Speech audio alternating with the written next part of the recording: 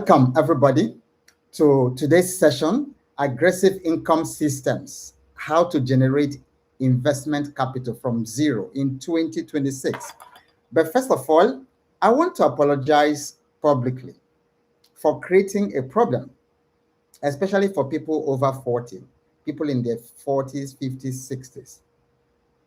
A few months ago, I came out and introduced the concept that I called aggressive investing.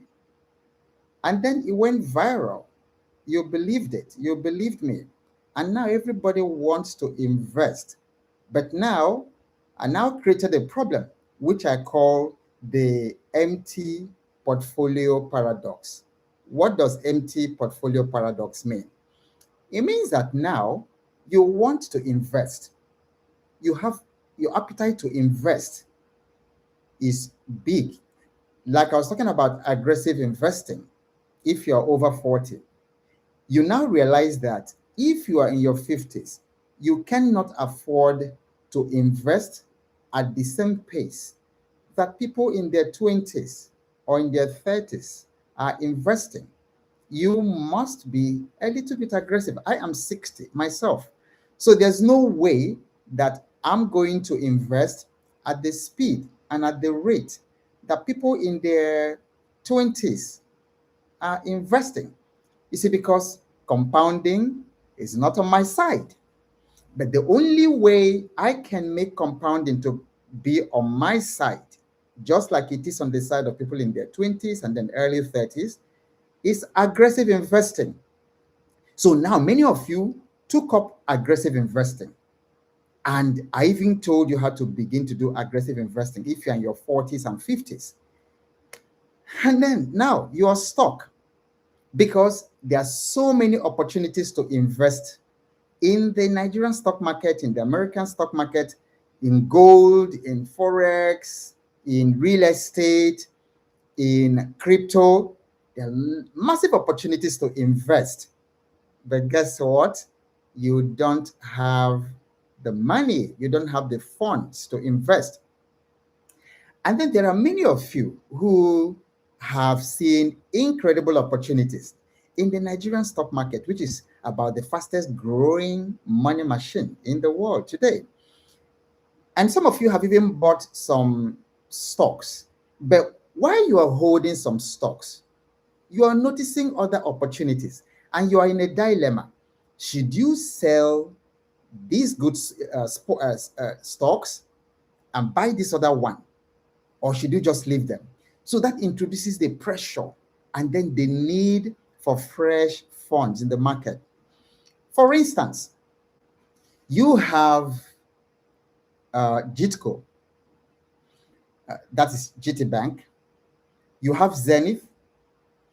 You have Presco. And then all of a sudden, a narrative comes that you want to take advantage of, like the Dangote IPO narrative. And then you begin to ask, should I sell my GITCO or should I sell my Presco to buy the Dangote IPO? If you are in that kind of paradox, just type, "That's me," in the comment section. That's me in the comment section. And if you are joining for the first time, hit that like button and also the subscribe button, because we have a lot to unpack here. So it turns out that people have the desire to invest because people have seen now that there is no other way to secure your future than to invest. You can't depend on the government. You can't depend on your church. You can't depend on society. You can't and you can't depend on your uncle, on your auntie, because everyone has their issues. And you can't depend on that politician who says, if you vote me, I'm going to abolish hunger and poverty and all that. You can't depend on that. So people now realize that the only thing that they have to do to secure their future and the future of their children is to invest. But now you are stuck. You've agreed. You want to invest, but you don't have the capital. So that's a major challenge. There's also another enemy of your investment, and it's called emergencies, because life does happen.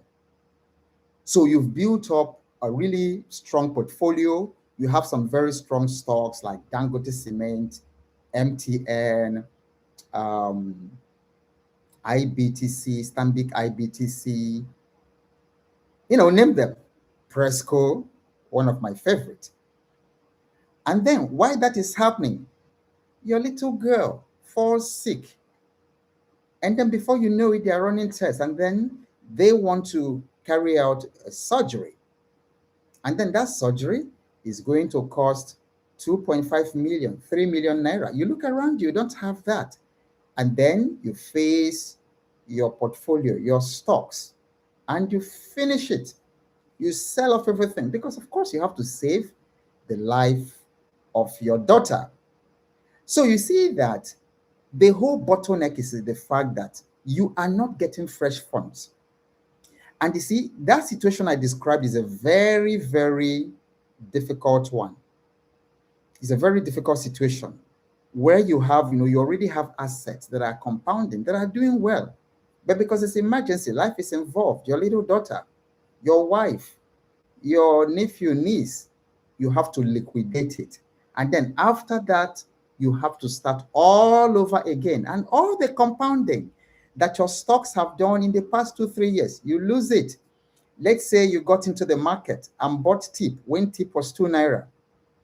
And then this emergency happens in your family. Tip is 21 naira. And then you liquidate it.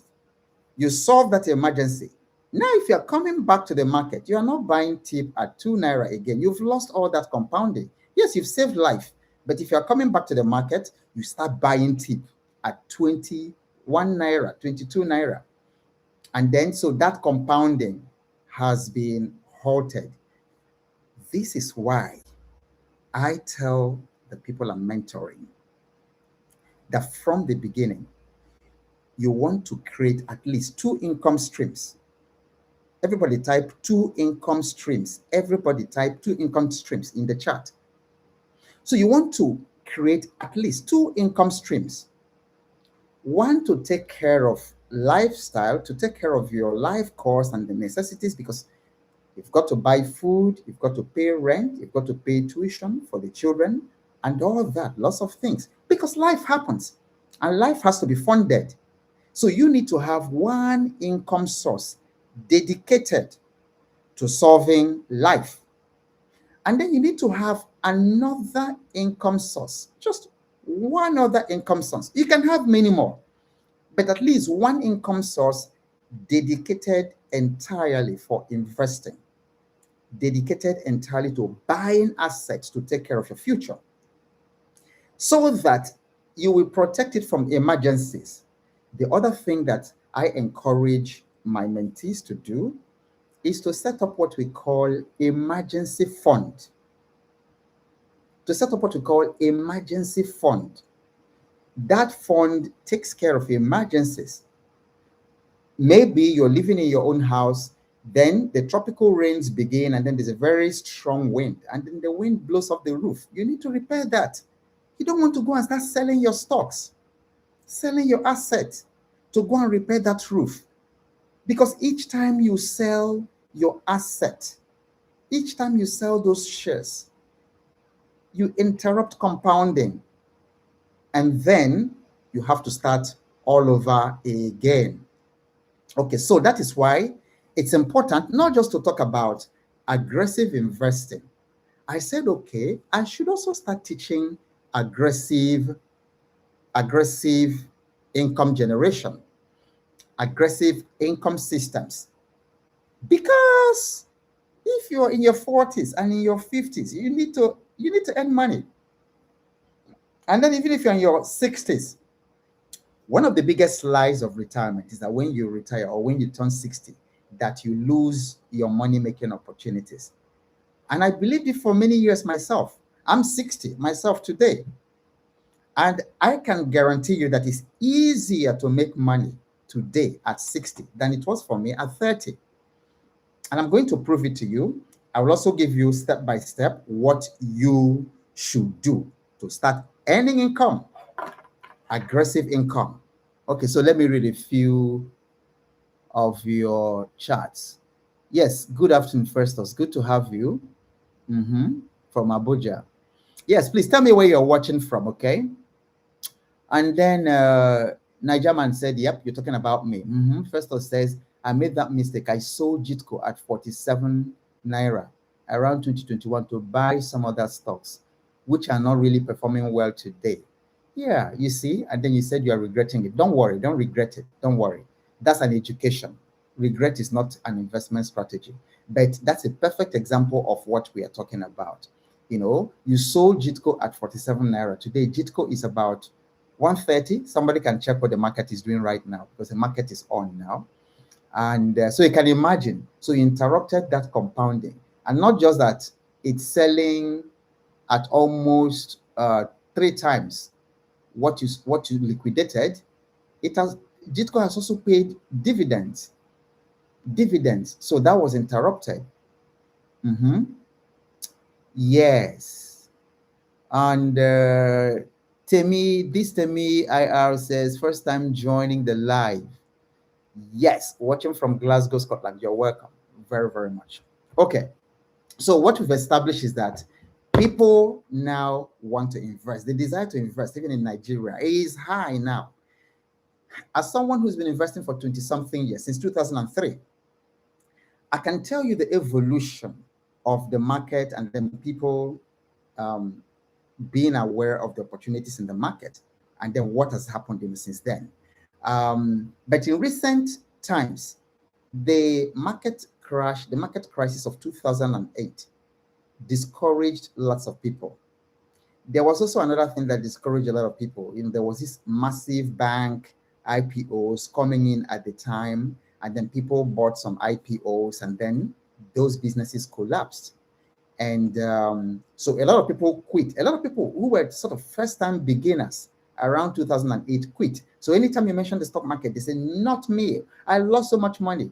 But you see, you lost money in the stock market, not because of the stock market itself, because the stock market is older than all of us by far. The stock market has been there for thousands of years. And then fun fact, even during the civil war in Nigeria, 1967 to 1970, the Nigerian stock market opened every single day of the week. And right now we're having US, Iran, Israel conflict, like you've been reading in the papers. But guess what? The stock markets around the world are open. The stock markets around the world are open. I've never seen, so I've worked with Shell, I've worked with Chevron, I've worked with Shell, I have worked with Stanford University in the Stanford Seed program. I have lectured as an adjunct faculty in Lagos Business School, in China Europe International Business School. But I can tell you, with all these exposures, as fantastic as they are, none of these things, none of these works or something or contracts have paid me the sort of returns that the stock market has done for me. None of them has done that, even like in recent times. So the stock market is a very powerful wealth building machine. That's there, that's reliable. Because when you invest in a stock, you are not gambling, you are not playing casino. You are actually investing in a thriving business, in a business that is solving problems. That's why, for instance, I invest in Presco. You know, if you've been following me, you've been hearing me talk about Presco because I've studied the business. I'm also, in a very small way, involved in palm oil business because I have a little farm. And I can tell you, if it's as profitable in such a tiny level, you could see what Presco or Como are doing. So it's a business that you're investing in. It's not gambling. It's not a get-rich-quick thing. So as the business is growing, you watch your asset also grow with them. For instance, if you bought Presco in 2020 or 2021, it was around 40 Naira. Today, as we speak in the market, Presco should be about 2,100 in less than 5 years. In less than 5 years. And so if you put in 40 million, in 2021 in Presco. If you put in 40 million, today you will be counting 2.1 billion. What kind of job gives you that kind of pay? So now, before this time, we had only, according to SEC, less than 4% of Nigerian adults investing in the Nigerian stock market. And there are also reports that the active accounts, actually, even though you say, some people actually say it's like 1% of Nigerians investing in the stock market. But then, out of the 1%, some people say that the active accounts are like 86,000, between 86,000 and 3 million. So let's say 100,000 people, or let's say 200,000 people are actually active in the Nigerian stock market. So you can imagine just the massive opportunities there, and then how very few people, but then the hunger for investing has grown, because after 2020, the COVID experience, and people started staying at home, people lost their job. The most common query on Google at that time, one of the most common searches in Google was businesses that can run from home. Business that can run from home. Then coupled with that, technology started becoming fast and then efficient. Because when I started investing in 2003, I would typically leave my work.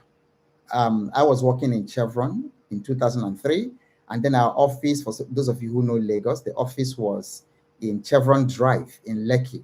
If you are heading to Victoria Garden City from Victoria Island. Now, I'll have to drive all the way, like during lunch break, to Odunlami Street in Marina, where my stockbroker was, 14 Odunlami Street. I would drive there quickly, finding a place to park in Marina. Such a headache. And so to buy a stock, you had to go straight to the office of your stockbroker. You had to fill a mandate form. You didn't even have access to data. You didn't even have access to like the corporate disclosures, the financial statements of the companies that you were investing in. Those things were not there. You could request, and maybe they will mail it to you, and everything came as, and so you fill the mandate form telling them, okay, I want to buy First Bank. I want to buy First Bank to whatever, 20,000.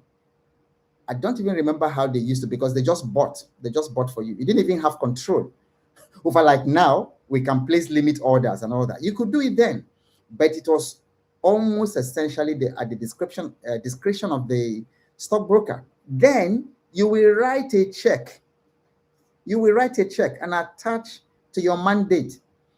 And in those days, checks used to clear in 3 business days. It was cumbersome, very, very cumbersome. And then to get your report or to get your dividend, it was mailed to your post office box. And then sometimes it could sit in your post office box. And so many unclaimed dividends came from that era. It was complicated. Then when you finish, you drive back to work.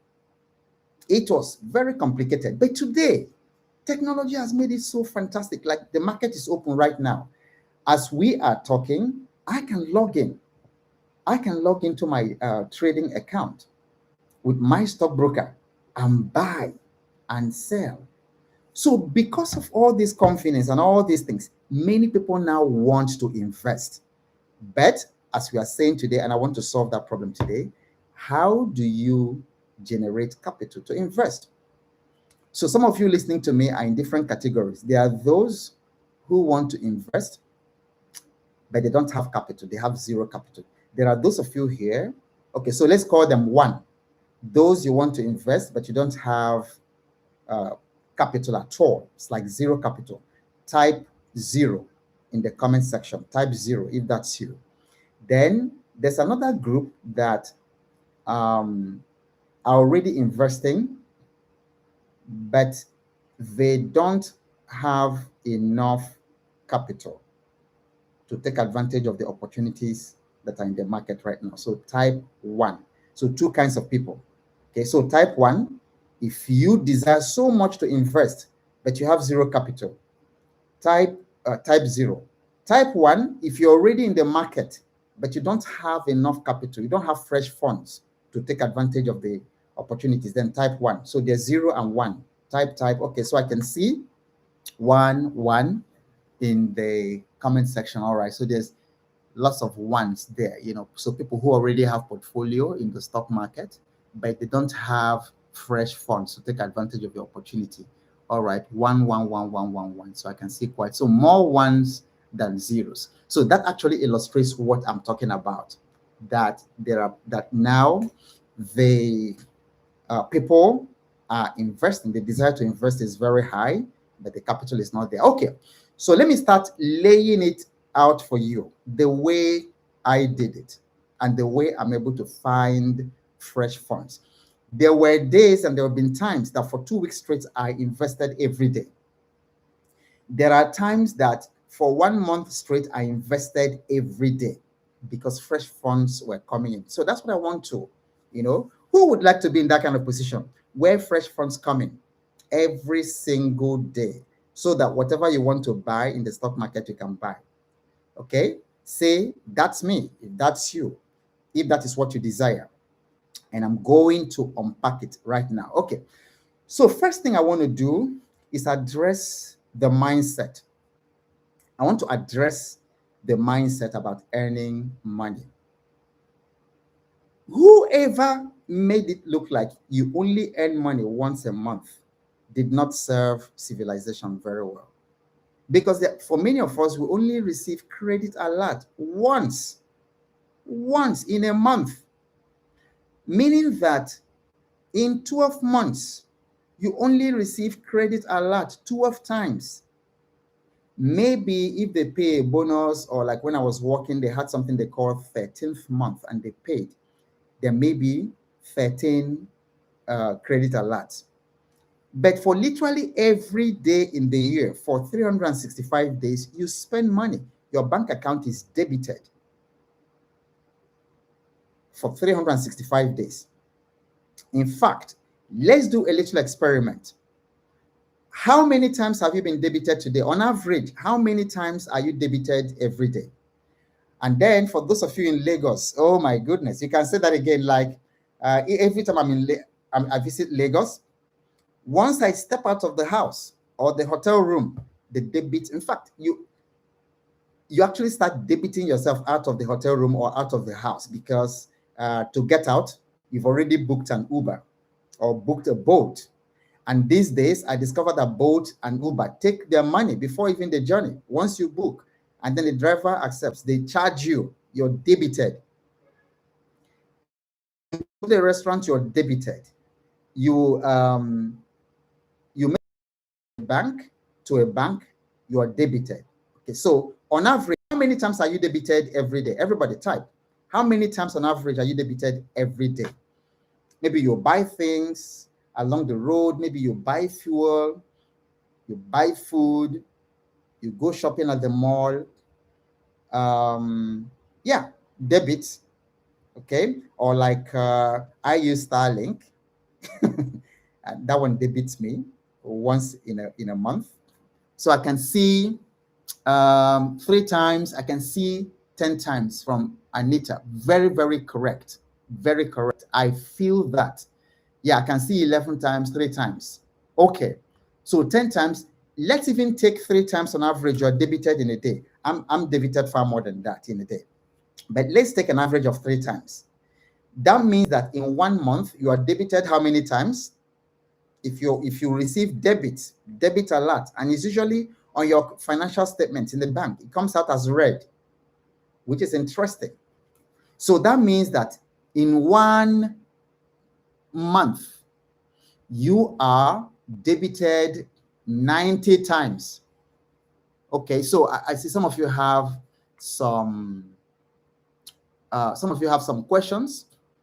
So let's reserve the questions toward the end. So all your questions, I'll take them toward the end, okay, so that we can keep the flow. So you are debited 90 times. in 1 month on average. And then you receive credit once, and that credit is called salary. Don't you see there's a big problem? There's a big problem. And somebody might say, yeah, I received one credit alert, but that one credit alert is big. It can cover any kind of, but there's a problem. There's a problem because there's a big difference between cash flow and cash. Cash flow versus cash. What actually produces financial freedom? What actually produces financial peace? Even for companies, because I work with many organizations, and then sometimes we look at their cash flow, because there are 3 specific metrics that I work with when I work with any organization. The first one is customer satisfaction. The second one is employee satisfaction. The third one is cash flow. Because the day you run out of cash flow, that's the day your business begins to die. It's the same thing, because cash flow is the blood of the business. It's the same thing for you. Cash flow is the blood of your financial freedom, your financial peace, not just cash. So I want you to have a picture of somebody. You wake up every day, and then something cuts you. Every time you have a debit, it's like you have a little cut, and then you're bleeding. And somebody cuts you 3 times in different parts of your body, and you're bleeding. The next day, they cut you additional 3 times. You're still bleeding. The next day, maybe they cut the forehead, they cut the cheek and the ear. You're still bleeding. The next day, they cut somewhere in the heart, and on your chest. Next day, they cut on your leg, and you're bleeding. Small cuts. And then only once in the whole month will they tie a bandage and try to stop the bleeding, only for you to start bleeding again. Are you even going to survive for that 1 month? That's exactly what happens with cash and cash flow. So over the years of my life, in my journey for financial independence, I found that the biggest factor to my financial confidence is everyday money. Everybody type it in the comment section. Everyday money. Everybody type it in the comment section. Everyday money. You know how I came by everyday money? I held a leadership retreat or a financial freedom retreat sometime. It must have been around 2015, 2014, 2013, thereabout. So, and I had a very brilliant real estate mentor, Godswill Omonakwe. I don't know if Godswill is listening to this. Shout out to you. Godswill and his family are now living in the United States. And so I invited him to speak. And in the course of his conversation, he just said that term, everyday money. Since that day, around 2014, 2013. I can't say exactly. Around that, since that day, that expression, everyday money, stuck to my brain. And I knew that from that point, that if I could crack that everyday money code, that all my financial struggles will be over. The basis of that is that cash is not enough. What you want to angle for, even in your investing, is cash flow. Because cash flow is, if you retire, or even before you retire, because like I said in my previous video, retirement is not an age. Retirement is a portfolio. Everybody type it in the comment section. Retirement is a portfolio. Let me explain that. Retirement is a portfolio.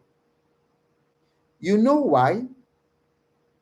If you build a portfolio that consistently gives you cash flow, for instance, if you have a mix, you're 60, and then you have a mix of, say, federal government savings bond, or maybe even treasury bill.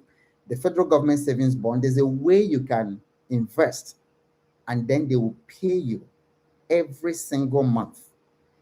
Then you have some investment, say in real estate investment trust or in infrastructure development funds. There's an infrastructure development fund that pays every quarter. Hmm? And then you also have dividend yielding stocks. For instance, JITCO, which I'm heavily invested in, is paying is it 11 naira 70 something kobo, and they're going to pay in a couple of days. That's cash flow. That's passive income coming from that. So when you build a portfolio, a diversified portfolio, even with some, let's say, foreign indexes and foreign ETFs and things like that, and you have cash flow coming, you can retire at 40. You can so don't so when we talk about retirement, don't think age. Don't start thinking that 65. I don't even know the retirement age now. Is it 65 or 60? Don't think 65. Start thinking portfolio. Portfolio. And then when you think portfolio, have cash flow in mind, not cash. Because cash flow is what will set you free. You shall know cash flow, and then cash flow will make you financially free. I just made up that one. Okay. So, so your goal in investing should be cash flow. And then to build such cash flow that you will never have to work again. And so, do you know, for instance, I have some targets, for myself, like accumulate 1 million of certain stocks. Like if you have 1 million shares, you make the mistake of have 1 million shares of Zenith Bank, 1 million shares of Presco, 1 million shares of maybe something else in food, Nestle or something, or UACN. Guy, you will not work. You will not need to work again for the rest of two generations after you will not need to work again because of the cash flow that will come out of this investment. So that's why you cannot afford to be receiving only one credit called salary and then be debited every time. You see, that discrepancy between when your money comes and then the rate at which it goes every day in the debit, that's what is creating all the financial friction you're having in your finances. So it's not about money. Believe me, I would rather receive 10,000 naira every day than 1 million naira that I don't know I'll receive today, and I don't know when next is coming. I'm telling you. And then again, this is also the thinking behind the cash flow thinking. It's also behind why Warren Buffett said that if you don't have assets that make money while you sleep, he said you will die walking. He said you will die walking. Yes, you shall know cash flow, and cash flow will make you financially free, because I'm talking about financially free, not the free that only Jesus can give. So you shall know cash flow, and cash flow will make you financially free. So that's how the everyday money thing came. Now, it took me many years building, failing. Sometimes I'll set up a system and it will work for like 7 days, sometimes 2 weeks, and then it will die. It will work every day, bring money every day. So I kept on, building and perfecting until I came by a system, which is what I use. That's how I find money. Remember, we're talking about finding fresh funds from zero to fund your investment. So all my investments, everything, all these things that come from everyday money goes into it. Now, the secret of everyday money is not that it has to be a lot of money.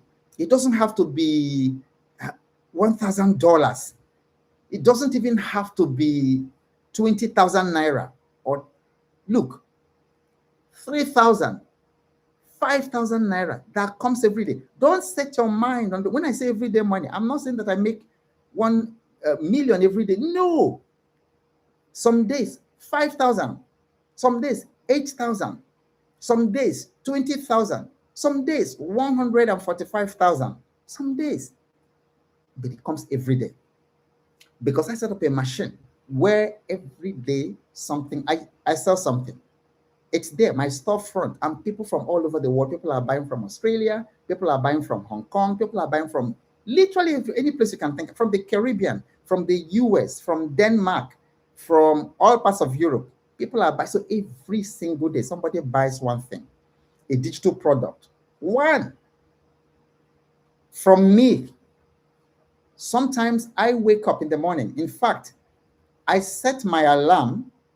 I set the only thing that, the only text message that beeps on my phone is a credit alert. It's a financial event. I made it that way. So I silence everything. So anytime I hear this, come, I know that. And then many times it comes at 4 a.m. 4 a.m. before I wake up every day. So as it's coming out, if my stockbroker is there, they will tell you, because sometimes, almost like every day, something goes into that investment account. It's because it comes in at 4 a.m. By 7 a.m., I have transferred it to the investing account. And then when the market opens at 10 a.m., I buy what I want to buy. I buy 7,000 naira worth of stock. I buy 15,000 naira worth of stock. I don't wait until it is 10 million. Yeah, I've bought 10 million worth of stocks. I've bought 20 million, but I don't wait until it is 20 million. Before we started talking, I just bought 746 units of First Bank. I didn't wait until I could buy 10. I just bought that today. And literally this week, I bought stocks every day. So that is why you need to set up aggressive income system to fuel your investments so that you don't have to liquidate your stocks and sell your stocks. So instead of always thinking, invest, now is the time to sit back and talk about and think and focus on fresh funds. How do I raise fresh funds? Because you're just shuffling what you already have, just shuffling your portfolio. But the question is, how do I raise fresh funds? And then if you're interested in the everyday money system, I have developed a workbook that will help you to set up your everyday money system. And so what I'm going to do after this, is I don't recall how much it is. I think it's about 50 something thousand. But because you attended this, I'm going to give you a code. So pause and write that code down. And I'm going to give you 50% off. 50% off. It's going to last for 48 hours. So right now,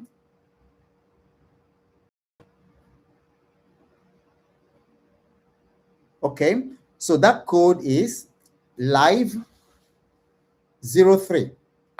It's going to go live. That code is a bonus discount code. It's going to go live after this. So don't go, just give it 30 minutes immediately after that. Go and download the Everyday Money worksheet that I used to earn money in at least 2 currencies every single day. Every single day. So those of you who are familiar with the platform called Seller, amazing platform, which I'm going to talk about sometime. That's where my products, that's where they are. So people buy in dollars, they buy in pounds, they buy in Zambian currency, they buy in South African. So every single day, I make money in different currencies from different parts of the world. It's not a lot of money. The essence of the everyday money system is not too much money.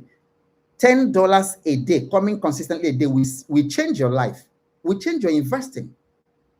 $10 coming every single day, because at the end of the year, that is $3,650, because everyday money doesn't know weekends. It doesn't know weekend. You make money Monday, Tuesday, Wednesday, Thursday, Friday, Saturday, Sunday, every day. And then as that money is coming, 4 a.m., that's when they usually credit my account. Whether it is $10 or it's 20,000 naira or it's 15,000 naira or it's 13,000 naira or 10,000 naira. That's what I'm talking about. I'm not talking about millions every day. That $10 every day will change your finances forever. Because the other thing the everyday money does is not only to fuel my investing account, but it also handles emergencies. It also handles emergencies. You know, before this time, before the Iran conflict, my vehicle, my truck uses diesel. My SUV uses diesel. Now, I was buying diesel at about 1,000 naira. So I just went to fuel my truck one day. And then I said, fill it. They filled it. And then the money they showed me was far more than what I used to fill. And then before she pointed, oh, it was 1,600 and something. Then a week after that or so, I went to fill my tank again. And then when they finished, I saw this ballooned. You wouldn't imagine, you know, the amount of money that they showed me. I said, what's going on? They said it's 2,000 naira, 2,050 naira. If you don't have everyday money, life will be going to be very, very difficult. But I did it easily because I knew that the next day something will come in. So I will put the link and then I will give you the code. The code is live03. That is LIVE 03. So somebody can type it in the chat. Let me do that. Live 0. 0 is a number. 03. So that's the code that you will use to get the everyday money worksheet with discount. I'm going to give you the link immediately after this. I'll put it in the pinned comment section. Okay. How do you begin to raise money from zero in 2006 and beyond? From now, starting from zero. The first thing to do is actually here. Okay? Are you seeing where I'm touching? That's the first thing I'm going to talk about that you're going to do. Because all the money you will make in this world is first of all here, in between your ears.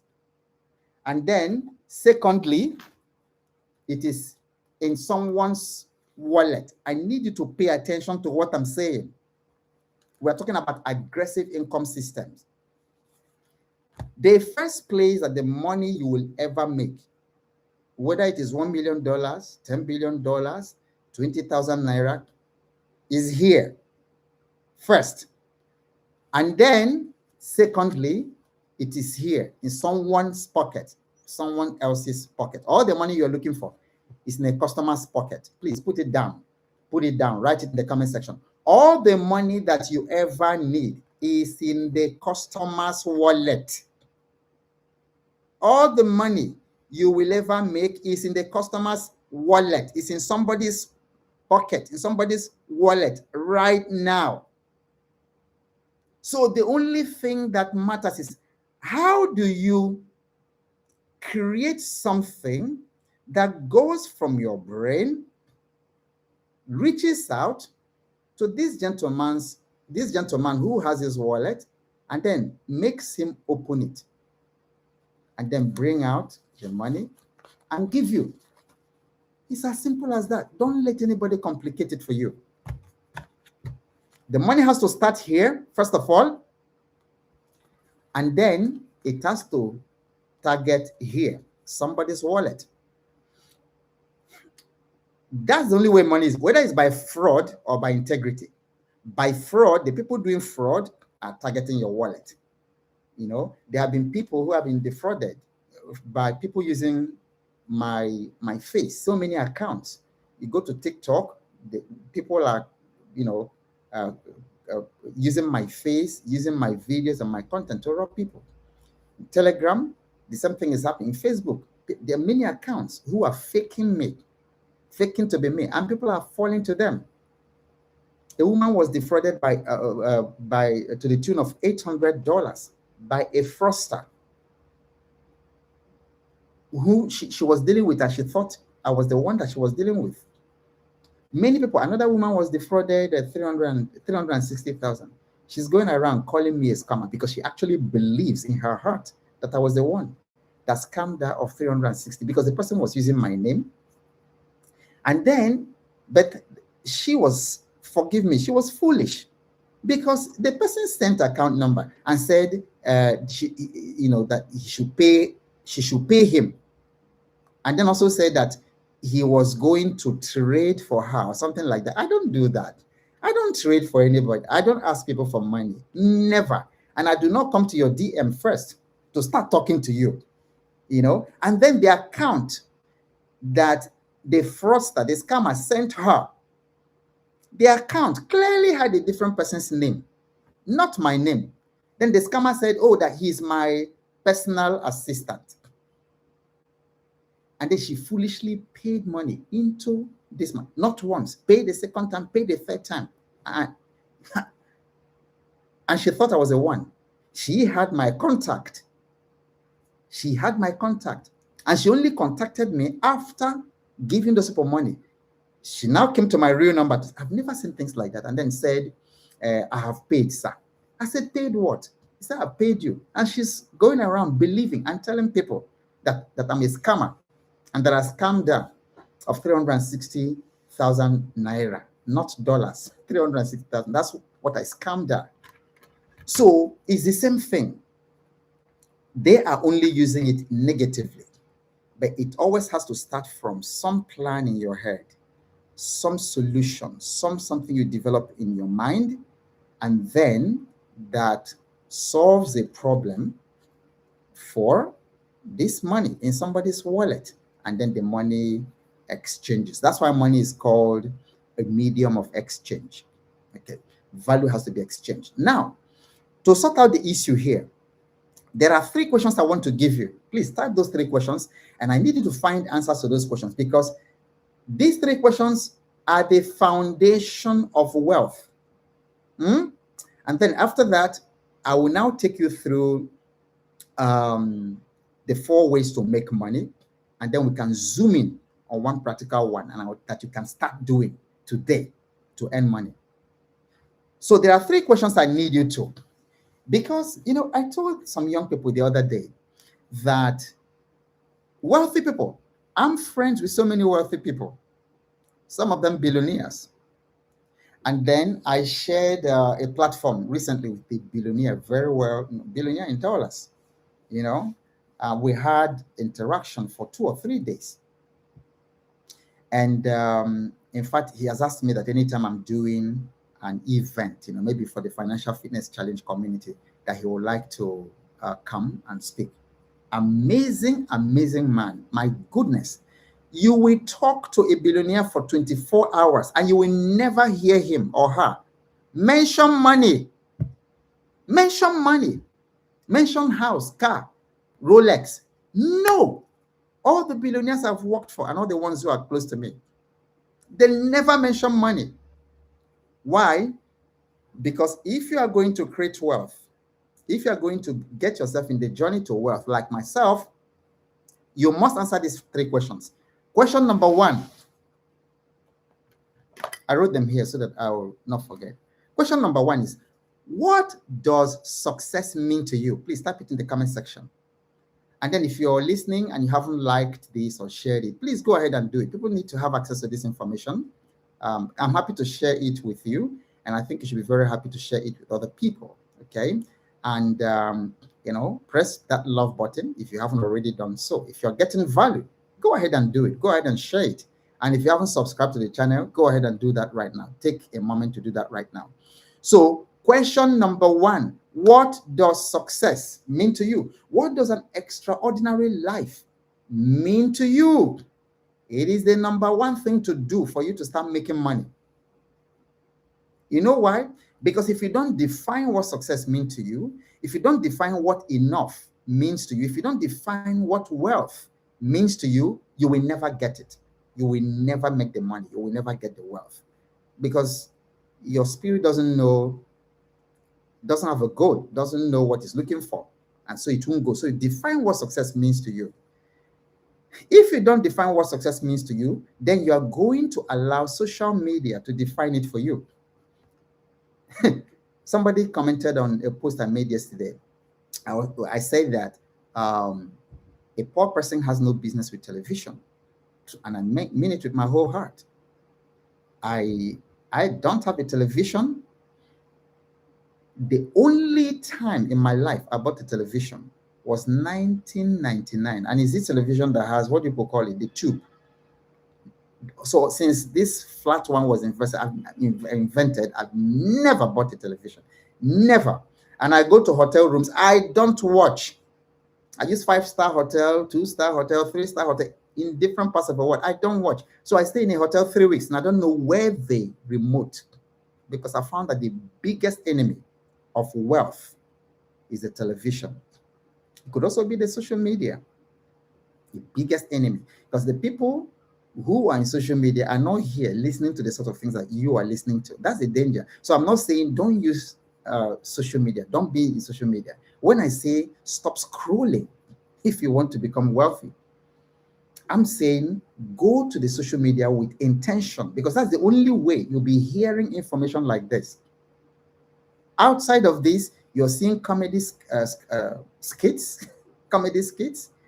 You're seeing people coming out to talk about, all those things, bola, and nyash and things like that. That's the sort of thing, like if you come to my page right now, if I make a post like this, you'll probably see like maybe 3 comments, 1 comment, 13 likes.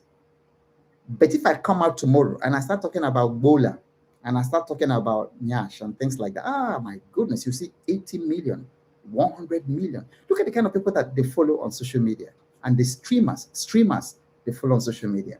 That's what I mean. So I said a poor person has no business with entertainment. I still haven't bought TV. I'm 60. The only time I will buy TV is after I'm rich. Because it's rich people. It's rich people who deserve entertainment. But now, what are you entertaining yourself for? You are poor. You don't have transport money. You can't pay school fees. What are you entertaining yourself for? What are you entertaining? What are you going to the beer parlor to hang out watching Manchester United and Arsenal? What for? After watching it, what? Does it put money in your pocket? So you solve your problem with poverty first and all that. Anyway, so some young people read it and they said, this man, with all this your grammar, show us your Rolls Royce. They said, show us your Rolls Royce. And I get it often. People are saying, show us your doings. I didn't know what doings were. So I had to go and check online. I saw, people like, let me not mention their names. All these people you see on Facebook, showing off their big cars or showing themselves coming down from private jet, and then showing a fleet of ladies around them, beautiful ladies around them, and then showing off armed military people, and then armed police following them in escort. And then the people are shouting doings. To them, that's their definition of success. But that's not my definition of success. Why? Because I sat down and wrote down, this is what successful life means to me. Success means I'm going to be married to one woman. I will love her. I'll be faithful to her all the days of my life. I will love her. I've been married for 30 years, going to 31 years. Faithful to her. Lovely, lovely woman. We have peace. We have peace. I love her to pieces. For me, that is success. That's my doings. I said, success to me means that I raise very godly children who are making excellent choices, who are leading in their fields where they are, who are solving global problems, not local problems. I did that. That's doings. Do you know many of these people who are doing money now and doing all these things for you on social media? Go home, go to their house, go to their homes. Of course, they will come with their women, their wives, and then their children stepping out of the plane, all glamour. They go to their homes. Go to their homes. My ancestors say that if you put your ears close enough to the ground, you will hear the heartbeat of an ant. So I define what success means to me. Success means that I can travel anywhere in the world that I want to, and I can eat any food I want to. And then success means to me that I'm going to adopt and help young people in different parts of the world. I'm going to be able to to raise them, to mentor young people, children that weren't my own. And we're already doing that. My wife and I are already doing that. We're doing it in Ghana. We're doing it in Tanzania, adopting children, helping them through school and all that quietly. And you don't know, So I define what success means to me. So because of it, it helps me to get focused. I'm not overly like, I don't want to have, I got to the village some years ago. And then my cousin, grown up man, big man, came to tell me, Ogbo, by now, when you are coming to the village, you should be coming with a fleet of cars, at your level. You should be coming with a fleet of cars, So if you don't define what success means, people will put expectations on you that will kill you. I'm telling you that I should be coming with what am I coming with a fleet of cars for? To show my doings? That's not success to me. And if it is yours, fine, define it, because it's going to determine everything else that is coming after this that I'm going to talk about. So the question number one is, what does success mean to you? See, because that question will also define your investment strategy, why you are investing, because you need to know why you're investing. And if you don't define what success means to you, it will affect your investment psychology. It will affect why you are investing. Because part of the things I defined as what success means to me is that I'm going to leave very, very chunk. I have an idea, I have a target of what I want to leave for the next generation. I want to leave a trust for my next generation, because I don't want my grandchildren to start all over from where I have. So I want them to focus. They will learn, of course, they will have education, they will not, it's not that they will not work or something, but they should never wake up and have to look for food. Never. So that's what success means to me. And it's affecting why I'm investing in and what I am investing in. That's why I'm investing. If I see a particular stock, that I'm interested in, I ask myself, can I hold this for 100 years? Will this company likely be here for another 100 years? And yes, there are companies like that, like in the US stock market, that have been there paying dividends consistently for 100 years. In the US stock market, they are called dividend aristocrats. For 100 years, 70 years, they have paid dividends every single year without fail. So I ask myself, this company I'm buying, this stock I'm buying, will it still be here after I'm gone? Because I want it to continue to, generate income for my generations, for my grandchildren after I'm gone. This is why the same way, I keep using the example of Bob Marley. Bob Marley died in 1981 or 1982, but his family is still making money every single year, royalties from his music. Dead people are making money. Einstein is still making money, from his brand, even from his photo. Money is still being generated. So that question number one will help you to build that. Question number two, okay? Question number two is, what are you here to give? Everybody pause. Type that. Write it in your journal. Type it in the comment section. What are you here to give? What are you here to give? But I find that 98% of humanity, including 98% of you listening to this, you are asking the opposite question.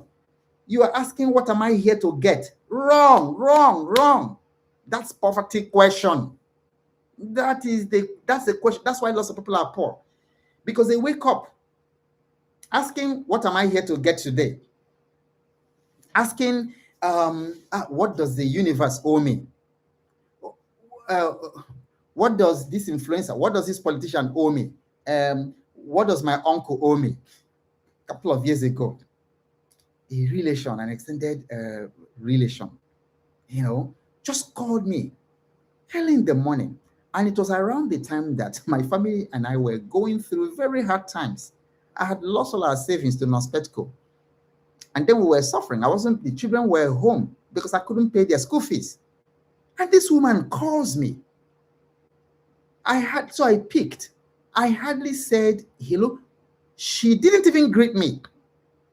The first thing was, Ogbo, do you know that you've never done anything for me?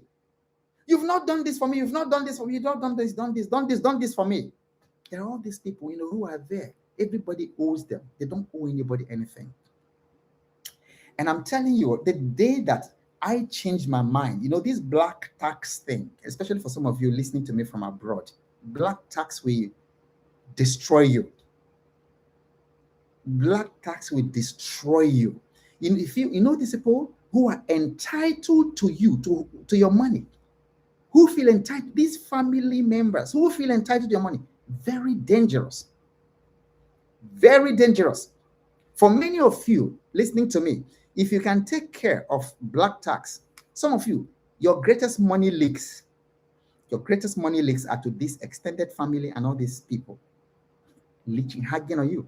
And if you can deal with them, you'll be shocked how much money you release to be able to do your invest, to beef up your investing.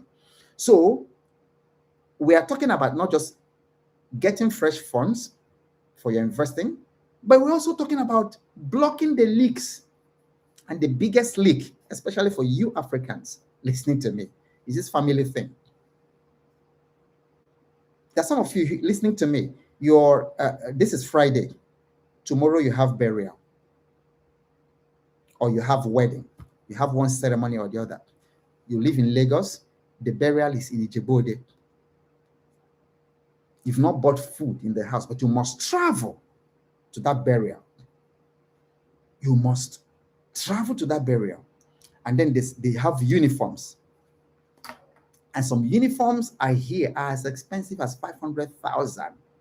Special things. They tell you bride's family, lilac. Sorry, is it lilac or lilac, turquoise, groom's family, gold, a touch of blue. And then you go to the market to price those things, and you're spending 600,000 to go and do that. You deserve to be poor. Because must you go? I used to. I don't. I will wear what I have to your wedding. I will wear what I have.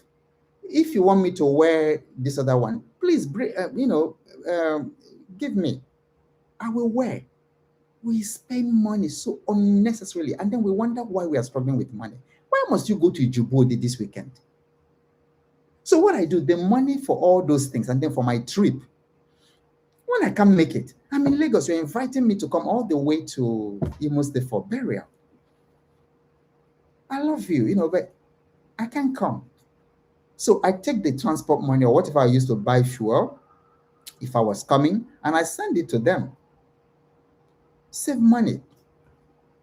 So you're trying to make fresh funds, to get fresh funds, but also block the leaks, the unnecessary leaks. You see those people who are on your life, should anything happen to you, your wife and your children will be on their own. They won't be there. And if anything happens to you, they'll go and find other people that they'll be asking for. I've never told this story publicly in any of my live programs. My mother passed on in 2007. The day we went to bury my mother, during the interment, we were by her graves, all of us, her children, I, myself, my wife, everybody, all of us were there by the graveside.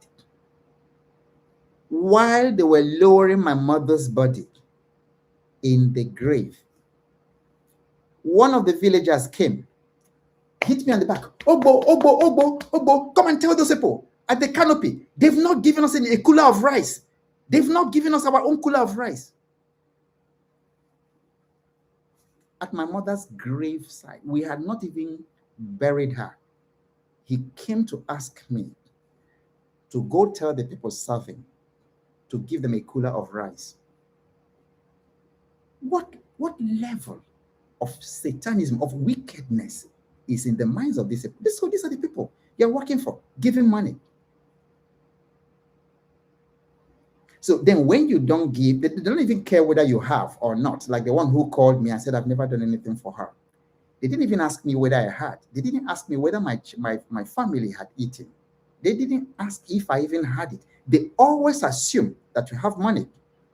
They always assume that you have money. Maybe when you have a car and they see your car, they say, oh, this is a big man. He must be a billionaire.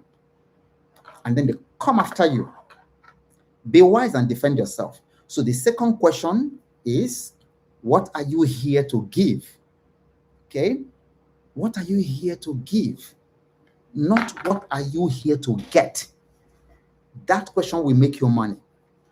When you see yourself as a giver, when you realize that you have a brilliance unique to you to give the world, that is where all the money you will make will come. What is that unique thing that you're packaged in such a way that only you can bring to the world?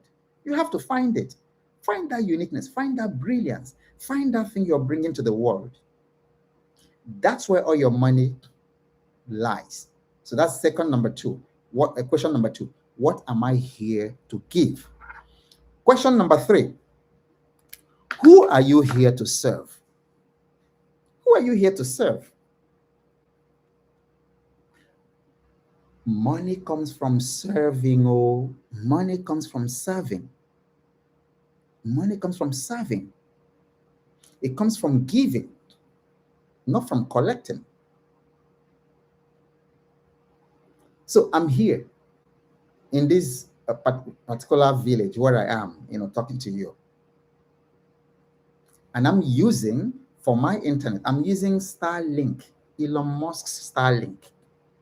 The guy doesn't know who I am, may never even meet me anywhere. He doesn't even know where I am right now. But you see his solution. When I started subscription, I was paying about 160,000, 159, 160,000 a month, and I paid it for a month. I was happy until they brought this. They now opened this residential something, which is 57,000 naira a month, and then I went from the 160,000 plan to 57,000 a month plan. And I'm not alone. From this country, I don't know how many subscribers. From this country, let's say there are 200,000 subscribers or even 100,000 subscribers. Say 200,000 subscribers. Paying this guy 57,000 naira every single month for a problem he solved, a solution that he has there to give me access to internet. This is just one country. Do you now understand why Elon Musk is the richest man in the world today? He didn't ask, what am I here to take? He said, what am I here to give? And then who am I sent? Who am I sent to? For some of you, you're probably sent to children. For some of you, you're sent to children and young women who are being trafficked. Maybe they're the people you are sent to. For some of you, you're sent to students. For some of you, you are sent to all kinds of things. You're sent to all kinds of people. Your niche, the people you are sent to serve. There's always people you are sent to serve. Some of you are sent to serve entrepreneurs. Some of you are sent to serve businesses. You have to know who you are sent to. This is the foundation of making money. And I'm stressing it because this is not what you were taught in school. This wasn't what you were taught in school. And now you come out of school, you've been out there for 6 years, 10 years, waiting for someone to employ you, and then nobody, because the school did not teach you this. So this is where they should have started. Let me read a few of your comments. Kayode says, I wish to know more about investment opportunities. Very good. Yeah, just my channel has so many videos. This is probably about 700 videos on my channel. And then one of them, there's a playlist. Just go to my channel, look for the playlist, and look for the one on stock market. You will see so much on stock market. What is stock market? You will even see recommendations as to what stocks do you buy today. Mm-hmm. Yes, and Josiah, very good. Josiah defines success. Josiah says success means being able to sort my basic needs, take good care of my family, wife and children, grow wealth, and assist brothers and sisters who are strictly in need, and leave legacy after death. Fantastic. Tell me in the comment section, how did that feel defining this? So when you define this, you don't find yourself, defining it. You don't find yourself envying anybody or competing with it. I'm not competing with anybody because their definition is not my definition. Their definition has all those private jets and has all these flexing on social media, but it's not part of my definition. So you can't measure me based on other people's metrics, like the guy who was asking me, where is my Lamborghini? Where's my Ferrari? What am I doing with Ferrari? What am I doing with Ferrari? I hate that because I can't even use it on this road. I actually like very high cars and very big cars. That's why I drive Ford F250 diesel. And I'm also going for Ford F350 diesel, bigger one. I don't like all this because in our roads, so maybe if I live in Europe or something, yeah, I could look at a Ferrari, but it doesn't. What for? So I can't be competing with people who, Ferrari is good for them, but it's not in my own definition. So that's very good. Yeah. Right. Very good. So those are the three questions that each of you should ask. And then the last one is very important. So I gave a question, a coaching question on Facebook this morning. And I think you should actually go through that coaching question or write it down.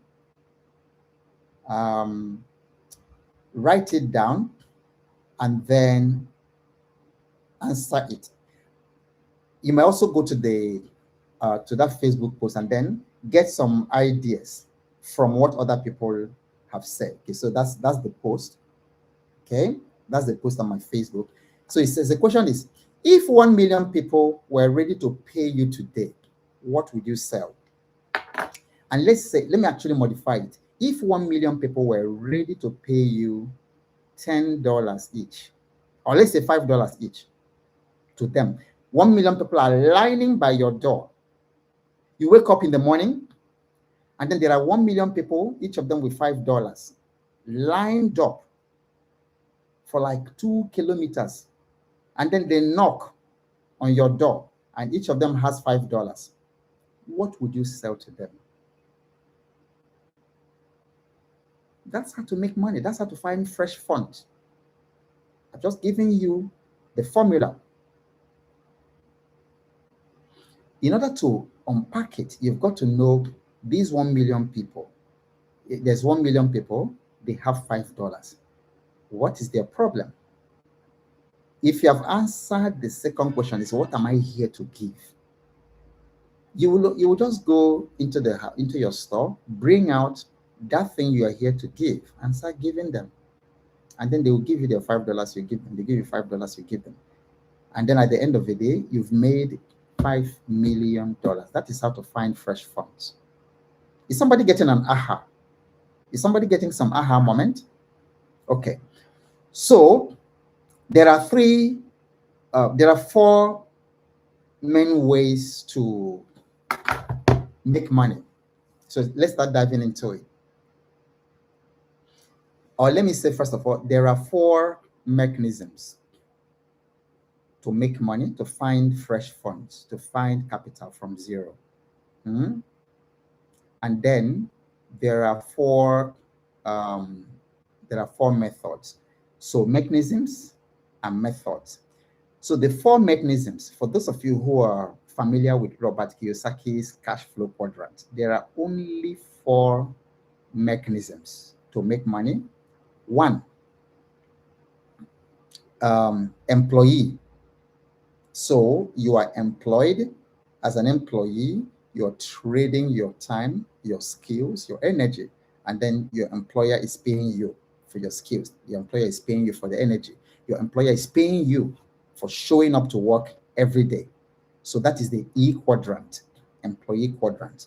So that's one way to make money. Go out there, apply for a job, tell them your certificate, or go remote, find remote job employment sites, send in your application, then they employ you.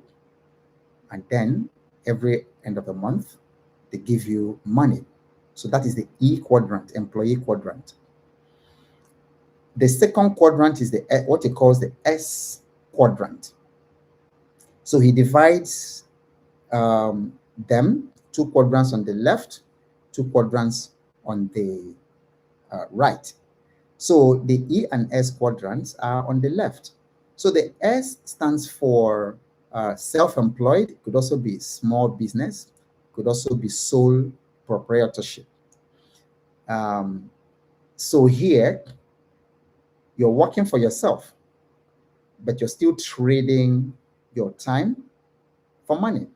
You're still trading your skills, your energy, for money, but you're working for yourself. So that's the S quadrant.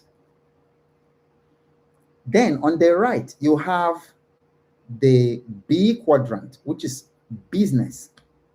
So, and then according to him, this is like big business, starting from like 500 employees and above. So you make money here. So here your money is working for you.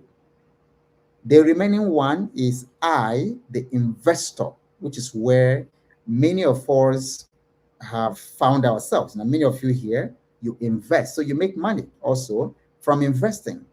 And so the difference between these two quadrants is that here, you work for money on the left, E and S, and then on the right, B and I, your money works for you. But the subject that we are treating today, aggressive investment systems, it's going to be difficult for you to be in the B and I, that is the business and then the investment quadrants, if you don't generate capital, if you don't generate income. So I need everybody listening for the next 30 days, focus on how do I generate income? Now, and I said that there are 4 methods. So there are 4 mechanisms to earn money in the aggressive income system. And then there are 4 methods to earn money. The first method is labor. So again, labor is what most humanity do. You get hired, you get employed, or you get hired to do something, and then in exchange, they give you. Okay. The second method is trade. So many of you are trading.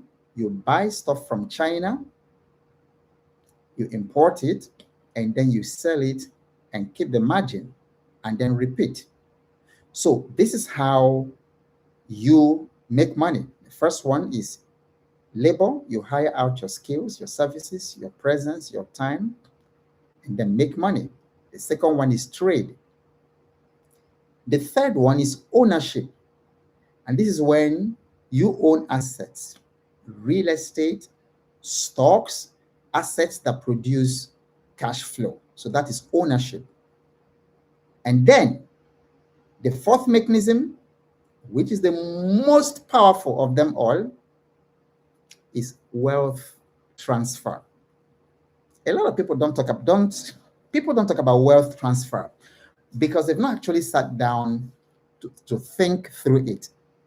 In fact, all over the internet or YouTube, if you search wealth transfer, I think you may only come out across maybe some preachers who have talked about wealth transfer. I think there's one called Bill Winston, did talk about wealth transfer. But you see, wealth transfer is deeper than what people think. Throughout the ages in human history, people have made incredible amounts of money when power shifted, when policies changed, when tools changed, when there were major changes, like all the different industrial developments, industrial ages. So let me actually show you. Oh, no, I can't share. Oh, Can I? Looks like I can share. I can share. All right, but if I could, I will show you something. Okay, in Industry 1.0, which happened around 1780s. That was when mechanization, steam power, that's when mechanization started. And then people who keyed into financing the new machines that were making it possible for people to produce at larger volumes, they made a lot of money. That's why people like Rockefeller became very, very well. I'm sorry, not Rockefeller. Rothschilds became very wealthy. There was also the wealth transfer that happened in 1870, and this was the age of mass production, the age of electrical energy, and all that. And this was the time that Henry Ford benefited and became extremely wealthy because he keyed into that the wealth transfer opportunities of the moment.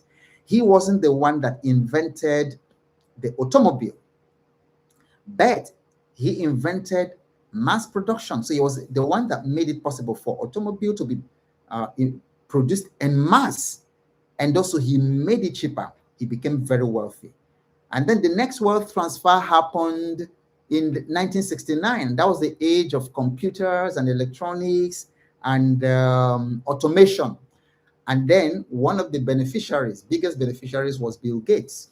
Okay, because that was the age that people no longer followed machines, followed steel and iron and copper.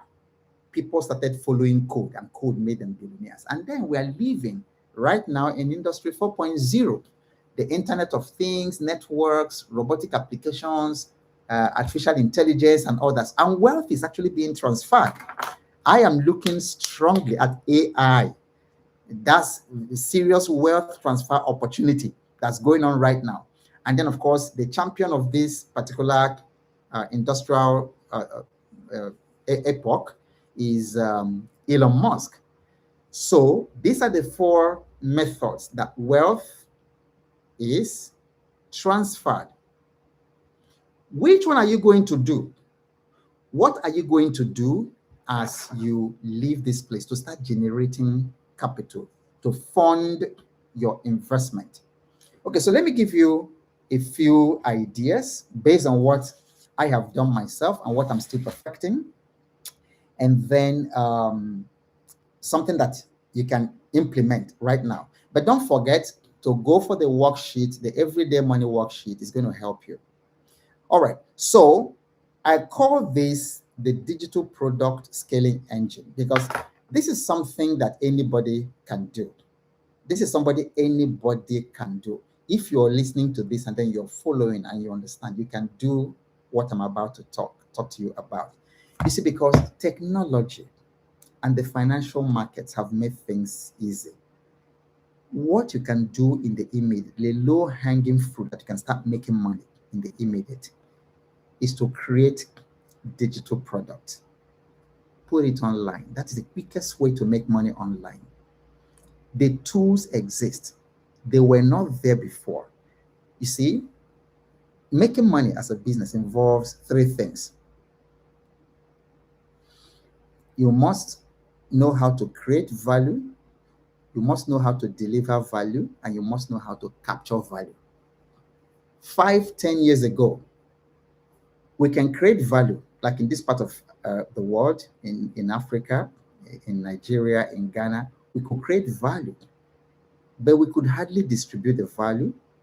And even if we distributed the value when internet came, it was extremely difficult to capture value. That's why many of you were very, very angry when PayPal all of a sudden decided to come into Africa.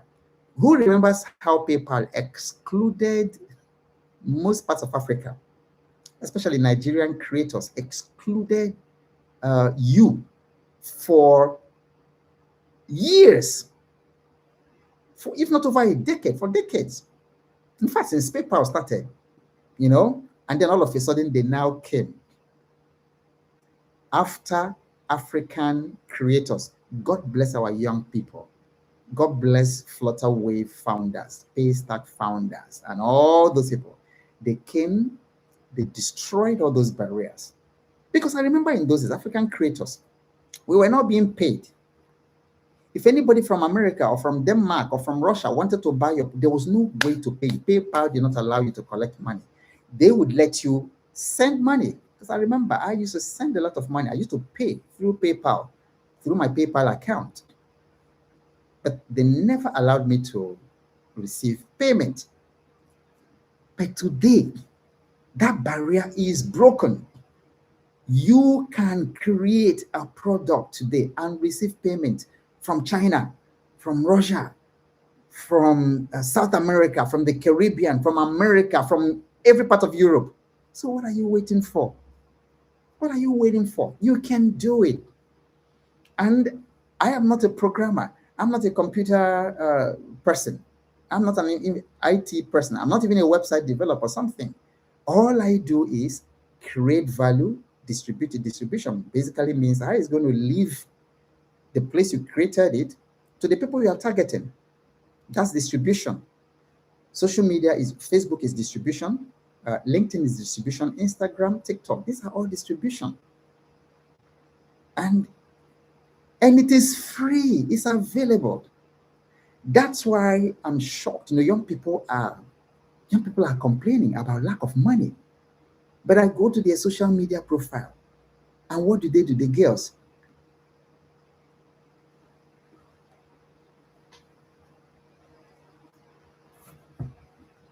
that's what they're posting.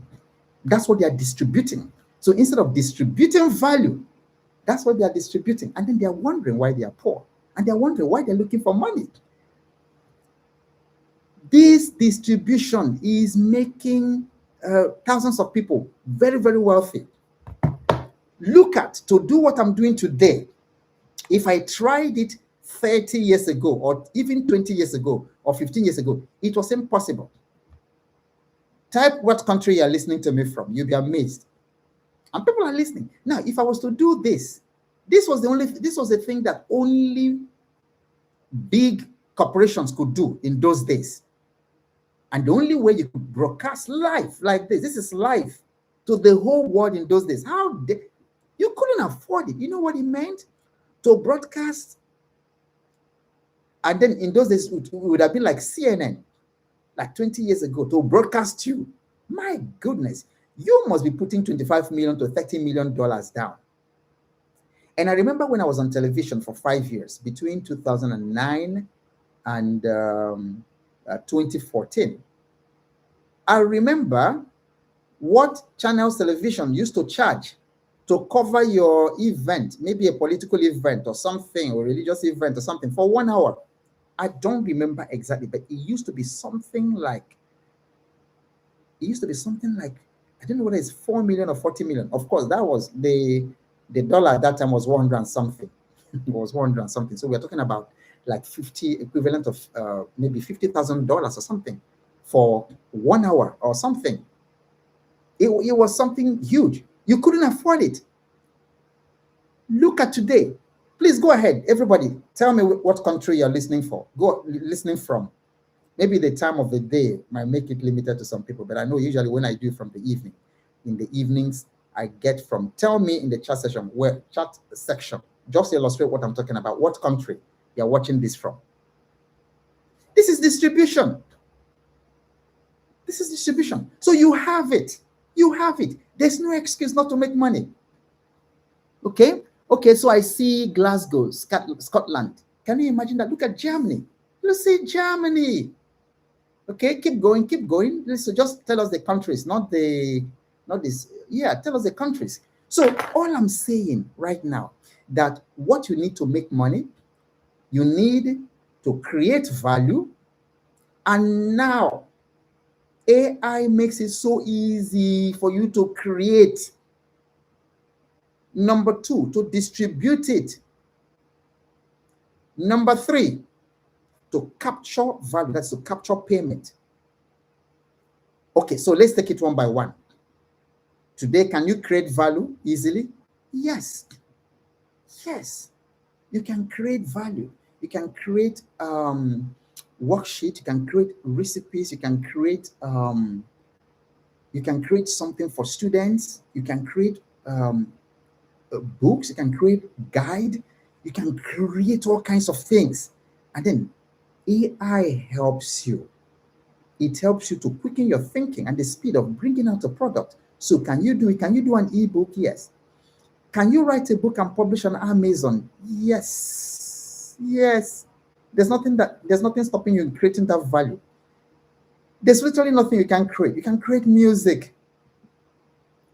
Can you create a film, a movie, a documentary? Yes, you can. There are tools that allow you to. Before you have to go to, it's still good to go to the school of cinematography or something like that. But you have tools that allow you to create whatever you want to create. Number two, can you deliver the value? Yes, you can. Distribution channels are all over the place. It's not like those days you have to carry a megaphone and go to the marketplace. Literally, the whole world is online. The market is online. Out of the 8 billion people in the world, at least 6 billion are online. So you can distribute to the people you are trying to reach, no matter where they are, whether they're in Germany or in Dubai. Yeah, I see Dubai. I see Ghana. I see Nigeria here. You can distribute all over the world, so nothing is stopping you. And then number three, can you capture payment? Yes. So even the PayPal who rejected Nigeria, they are here in Nigeria now begging you to use them. But then we have Flutterwave, we have Paystack, we have all kinds of, mention others I don't even know. Maybe if you're joining from South Africa or the one where you can sell anything. You can sell anything. So for me, I have digital products that I sell that I used to raise capital to invest in the stock market. I also have physical products. I found that honey was the third most adulterated food in the whole world. Somebody told me, somebody who is connected to FAO. I don't know what the other two are, but I'm just imagining. But honey is adulterated, and it's extremely so. If you enter the stock, the mall, or your what do you call them? Your shopping mall or something, or your store, food store, to buy honey, 99% of chances that what you're buying is not honey. It's not honey. So I decided, let me go find those village hunters that my mother used to buy honey from when we were small in the 1970s. I still remember the taste of honey because we had a forest behind our house, literally behind our house, very big forest. So the farmers, the hunters used to go in there at night. They will go with smoke. They go with some fire and smoke, and then they will put it to the hive. The bees run away. They collect the hive, and then bring it out in the morning. So as they are passing through our backyard, never mixed with anything, unadulterated, because in those days people were very honest. People told the truth. People were very honest. All these adulterations that we're having, palm wine, people are adulterating today, honey, all those things, it didn't exist when I was growing up in the late 60s, early 70s. So my mom will waylay them, buy honey from these people. My goodness, the taste of honey. And then I said, look, for the past, God knows, 40, 50 years, I've never tasted honey like that before. So I went to my home state, drove around looking for traditional hunters, and I found one. In a remote village. You can't even go there with your car. That's part of why I bought a rugged truck. I drive Ford F-250 diesel. So it's a beast in the forest and all that. So that's why I went there. And then I got the honey. So I also sell honey. Though I don't sell honey as a product. What I'm selling is trust. What I'm selling is this story. How I needed to find honey for my family. And I went there and discovered one person who, out of so many, doesn't adulterate, who goes right there in the forest. This is not bee farming. He goes straight to the forest, massive forest that they have there. Now I'm selling that.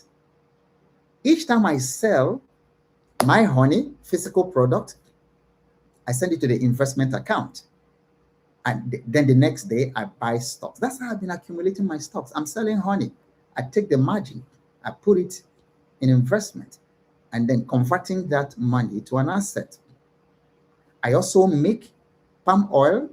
I got a team of village women to come to my house. I bought the palm nuts. They made it the very traditional way that we used to make it. So I sell physical products. I also sell digital products. So do you see how money comes in like literally every single day to fund investing? I hope that what I've shared with you would inspire you. Don't sell your stocks that you already have. If you have good stocks, leave them to compound. Instead, find fresh funds. Challenge yourself to earn new money, to earn fresh funds, because there's money waiting to be earned. It's all over the place. So that two things will happen to you. Number one, nothing will take you by emergency. Because I'm telling you, if 20K, 50K, 100K is coming in every day, there's no emergency by the grace of God that you cannot handle. And it also protects your investment so that you don't liquidate and destroy the compounding. And it now allows you to take advantage of more opportunities coming. Like right now, the Dangote IPO is a major wealth transfer event. See that refinery IPO coming? It's a major wealth transfer event. But I'm not going to buy that IPO. Do you know why? I can guarantee you that it's going to be oversubscribed. And it's very likely that your money will be returned to you. Very likely. Now, I'm going to buy the shares of Dangote Refinery. I definitely will own the shares. I definitely will, but not the IPO. So I'll wait. By the time the IPO has finished and it comes to the secondary market, I'll buy. I'll buy to keep, because that is wonderful. Do you know Dangote is already in meetings with East African governments to replicate the same thing, to get another refinery. I think they want to position it in Tanzania or something. Dangote is not slowing down. Why I support him, why I pray for him, why I'm thankful for Dangote is something that many of you have never thought about. You know, colonialism was a major wealth transfer activity or action against Africa, which still exists today. When the colonies came, everything they put here was not to civilize you. Even the education that they put down here, forgive me, is a scam. It wasn't really an education that can move Africans forward. Otherwise, why are we the way we are? Nigeria, for instance, became independent in 1960. And then you compare Nigeria of 1960 with Singapore, with some of these Asian countries in 1960, and compare it today. We were better. Benin Republic, Ghana, all these places were far, far, far better than all these Asian countries. Malaysia, far better. Korea, South Korea, in the 1960s. One of these, I'll show you the graph. But today, look at where they are. Look at where we are. And they said they gave you education. So they didn't come here to give you civilization. They came here to obtain, like in Warri Pidgin English, they came here to obtain, to obtain your wealth. And then they set up the colonial structures such that even after they have left, 60 years, 80 years after they have left, the same thing is still going on. The raw materials are still going from Africa up there. They process it and bring back to us at 100 times the price that they bought the crude. And see, Nigeria has tried refining. It collapsed. It didn't work. Look at a major oil producing country like Nigeria. For decades, we didn't have refinery. We ship our crude to them. They refine it, bring back to us. Then all that value chain costs, all that, because shipping it there, bringing it back, we pay the cost. They put it on top of the price of the petroleum products that you are paying. from something that you're getting from your backyard. That is the same story for whether it's cobalt or copper or gold or iron or whatever. It goes from Africa raw. And then because we are playing at the bottom of the pyramid, where this continent is extremely poor. Extremely poor. Look at poverty. I traveled across Africa. I went to Sierra Leone. I wept. Poverty. With diamonds and gold and all kinds of things. Poverty. I go to Ghana. Poverty. I come to Nigeria. Poverty capital. Poverty you cannot believe. Go to northern Nigeria. Animals live better than some people. You go to southern Nigeria, you go to southwest, everywhere. Poverty. How can in one country, 94% of the whole country are poor? Over 90% can't find $2 a day. Why? Why is that? In the midst of all this plenty. It's because of the wealth transfer going on. It's being drained from here. We are playing at the lowest rung of the value ladder. Because the raw materials, if you sell you sell your cocoa for $10, by the time it comes back as chocolate, you're paying $1,000.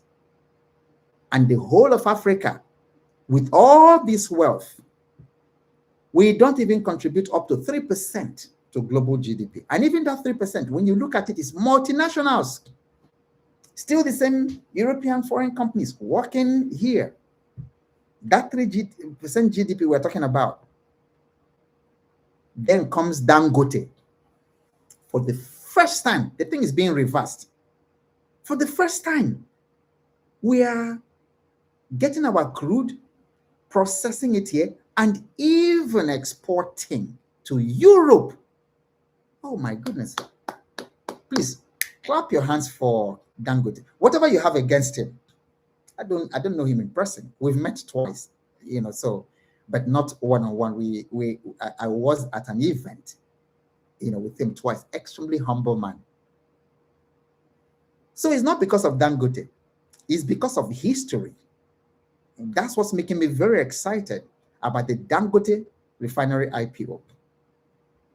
And then because of it, it's going to be oversubscribed because the interest in it is much. Nobody has done in this continent what that man has done in terms of reversing the value chain of the thing, always raw material, always going here, going over there, and then brought back to us to consume in Africa. For the first time, somebody has done it at that scale. I can tell you that it's a wealth transfer moment. You should be part of it. And it's not only listing in Africa, it's a multi-country listing.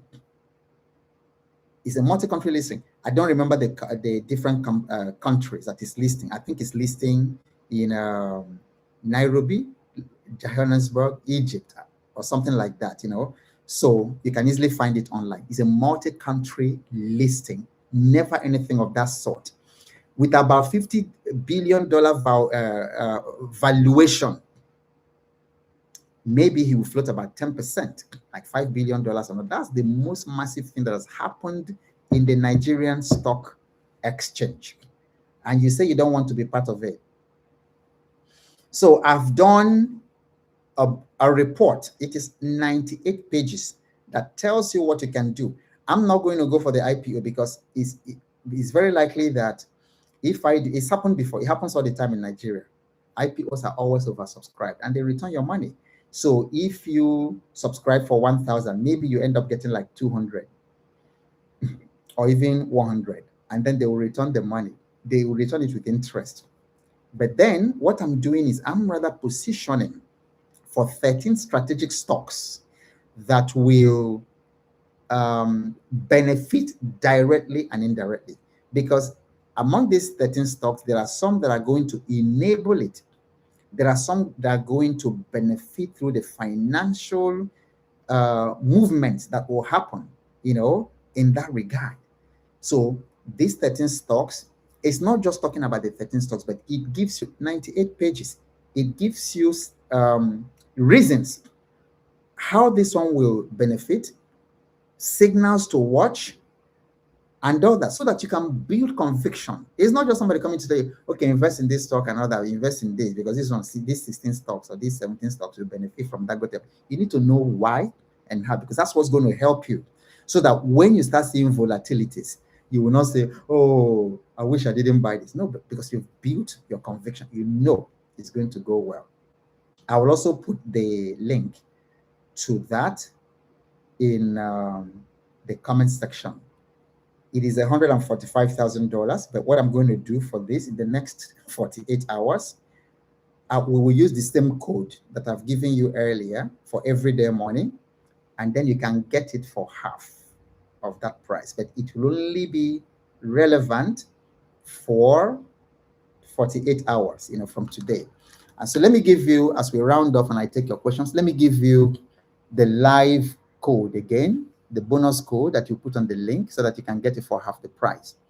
So it's live 03, all in capitals, live 03. Copy the code, put it there put it back in the link, and then it will give you half the price. It's only available for 48 hours. Okay, so now let's take a couple of moments to take your questions. If you have questions, any questions you have on what you've done today. If you had typed it earlier, I didn't see it because things are scrolling. So just copy it again and type and paste in the comment section. Let me look at your questions. Yes, Festo says, all right, the refinery is in Tanzania. Very good. Okay. Niger man says, yeah, I did to think. Unfortunately, yes, that's what they call on this. Because if we think, we wouldn't be like this. But they fill our heads with grammatical education, but nothing technical, nothing useful. Onyemaichi says, please, what's the difference between buying an IPO and buying from the secondary market? Okay, so the IPO stands for initial public offering. It is initial because it has not come to the market before. It's not yet public. As it is right now, the Dangote Refinery is a private entity. Now, when they want to make it public, that is by bringing it to the stock exchange, they do an offer. So they do all kinds of things around called like the valuation of the company. Then they determine what the company is worth and what each share is worth, because right now nobody knows. So they can come up and say that the initial public offering will be 10,000 naira, or it will be 7,000 naira, or it will be 5,000 naira. We don't know yet. So the initial public offer is now what will come out and say, all right, we want to open this company up to the public for their participation. And we are going to do that at 10,000 naira a share or 7,000 naira a share. So you now buy, and typically you can buy directly from the Nigerian Exchange Group website. You can register there. It's totally free. You can buy any number of shares that you want from that initial public offering. If they say it is 5,000 naira, you might say, all right, I want to own 1,000 shares of Dangote Refinery. So you just multiply 5,000 by 1,000, and that gives you 5 million for 1,000 shares. Then on NGX website, you will pay that 5 million right there on that same website. And then you will also indicate the stockbroker that your shares will be dematerialized into. It will always go through that stockbroking house. So the NGX website will allow you to specify which stockbroker you use. The other way you can buy the IPO is through your stockbroker. Your stockbroker will send you the IPO documents and then the form. The IPO documents will usually give you the details of the IPO, how many shares, at what amount, and some other details, what they are going to do with it or so. And then there's going to be a form attached to it that asks you how many that you want to buy. So that is the initial public offering. Then the secondary market is after people have bought, there will be a lot of things that will go on at the background. They will reconcile a lot of things. Then there's going to be allotment of the offers, because if it is oversubscribed, for instance, they have a lot of calculations to do at the background. And then when they do allotment, they allot the shares to you, then it comes to the secondary market. So when it now comes to the secondary market, you will now begin to see the ticker symbol on a daily basis, and then you can buy and sell. So that is the difference between the IPO and then the secondary market. The IPO is the initial entry. It's not there yet. And then after that, they will bring it to the secondary market. So I hope that helps. Yes, Festus says, shout out to Dangote. Yes, our brother. Yeah, he is a very true son of Africa. You know, I heard he was an interview not long ago. In fact, he has been saying it, that if he wanted to make money, and those of you know, he said he could have put his money in Apple, he could put it in Microsoft. He's very close to those billionaires. I think Bill Gates even attended the daughter's wedding. He said he could easily put it there and make so much money without doing anything. But he decided to bring his money and invest in Africa. Yeah. So he's done so well. Niger Man says, where can we find the report on Dangote IPO?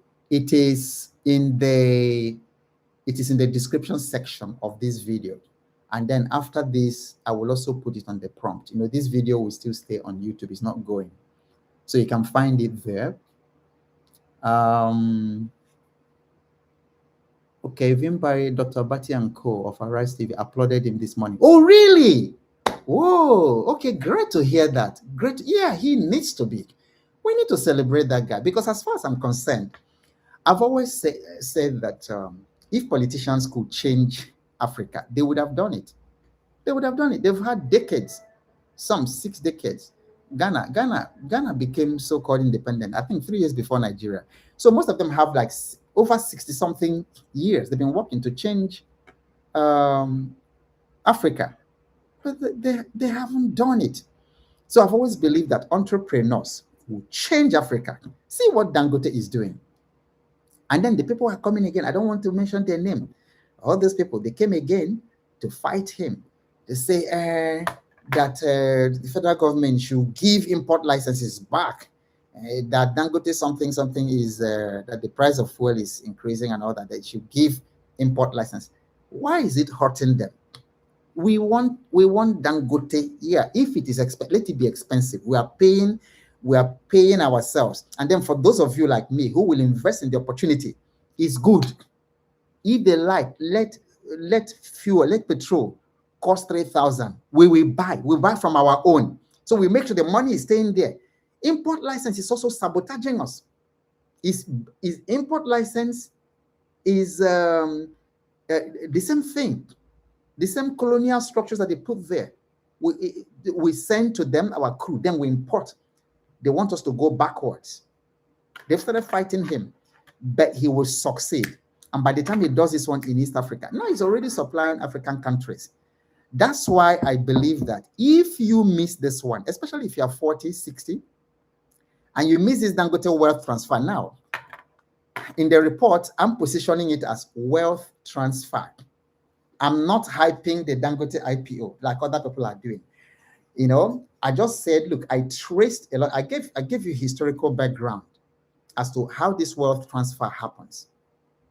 You know, in 1800s, during the gold rush in California, over 300,000 people and families abandoned whatever they had and were doing, sold their estates in different parts of America at that time, and everybody rushed west. You know, you can read it online, the gold rush. And then all of them lost money. They were busy, you know, looking for gold. But then some very smart investors like Levi Strauss, said, wait a minute, all these people coming here, they will need clothes. So he started making that special jeans, the clothes for them. So Levi Strauss, they are still there.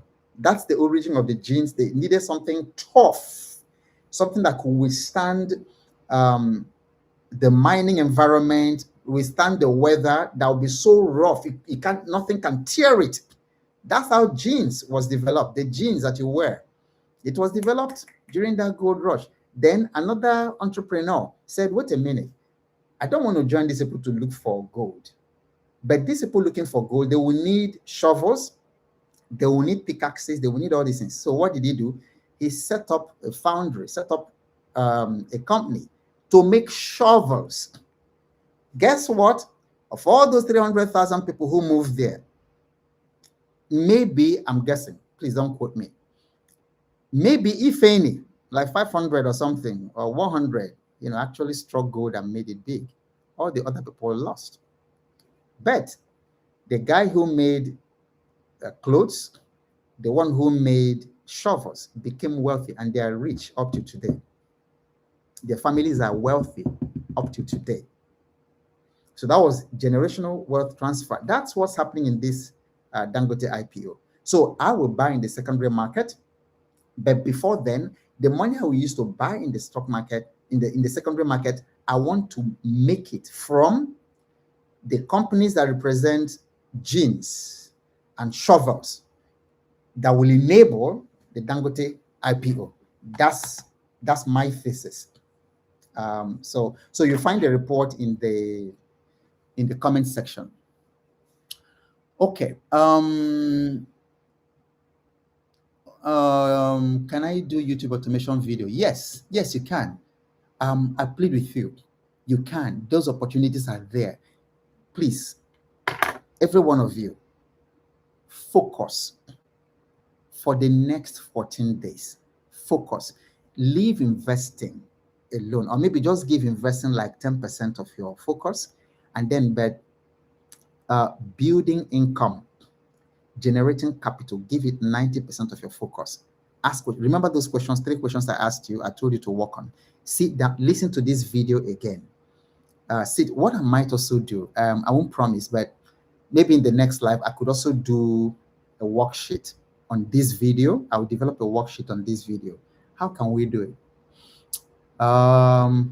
Okay, I will do it as a bonus to the people who buy the everyday money. I will do it as a bonus. I will develop a worksheet, something to help you to see, like in the next 7 to 14 days, ask yourself, how can I generate fresh funds that I can use to invest in the stock market? How do I, answer those questions step by step? What kind of AI tools can I use to create value, to deliver, to distribute value, and also to capture value? So I could do that 1 or 2 pager or something as a bonus to everybody who downloads the everyday money worksheet. So I think that's the way I'll do it, because when you download it, your email will be in the system. So what I'll do is I will just copy out your emails and then email this. Sit down with yourself, ask yourself, how do you make money? Because in the wealth journey that I teach 3 skills. If you want to make money, there are 3 skills, and only 3 skills you need to master. Number 1, master the skill of making money. I use M to represent each of them so that you find it easy to do. Master the skill of making money. Because that's where you start. If you can make money, and then making money is easier than people are making it. So I've been having this running battle with Nigerian youth on Facebook. Okay, let me say some Nigerian youth, because I bless the Nigerian youth. You're going through a lot, but you are great. You're resilient. You're still very hopeful. You've gone through a lot, and I'm going through a lot in a system that has no plan for you. And that's how many of you are running away to Malaysia, running away to Germany, running away to everywhere you can run away to. So I applaud the Nigerian youth. It's not easy for them. For those of you, I see Ghana brothers, you people are always fighting, fighting with Nigerians over the internet, and then After fighting for jollof rice, who cooks the best jollof rice? I think the fight now is around the generator, and so people call you call Nigeria the generator republic. The day I saw it online, I so laughed. I love this banter between our African brothers. So they call Nigeria the generator republic, and it's not funny. We are Ghanaian brothers. It's not funny for the Nigerian youth here, because the truth is, if our young people have electricity today in this country, this place will change. But imagine a country of over, according to them, 250 million people generating less than 4 megawatts of electricity for 250 million people.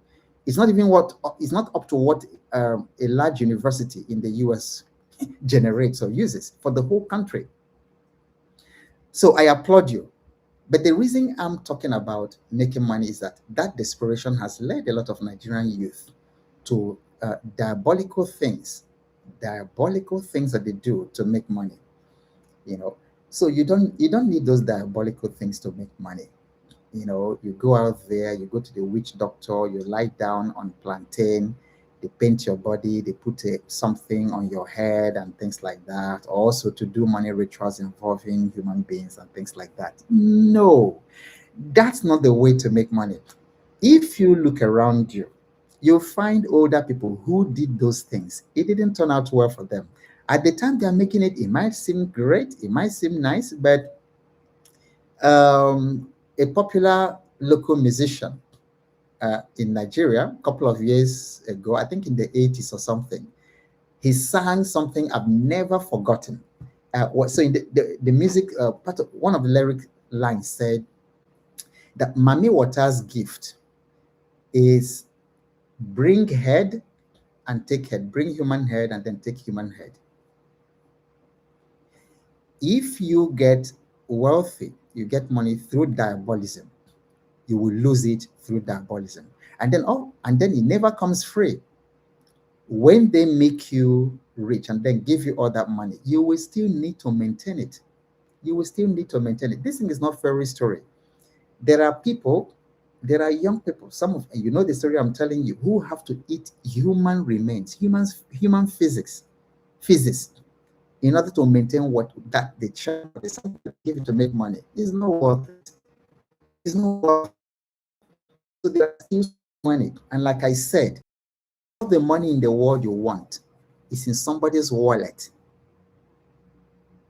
And then the only thing you need to do to make money, the only skill you need is, what problem does this man or this woman, what problem does he have? What problem do entrepreneurs have? What problem do traders have? What problem do pregnant women have? What problem, and then how can I solve this person's problem in such a way that he will be so happy to bring up money and give me? That's how money is made. Money is made whenever value is exchanged.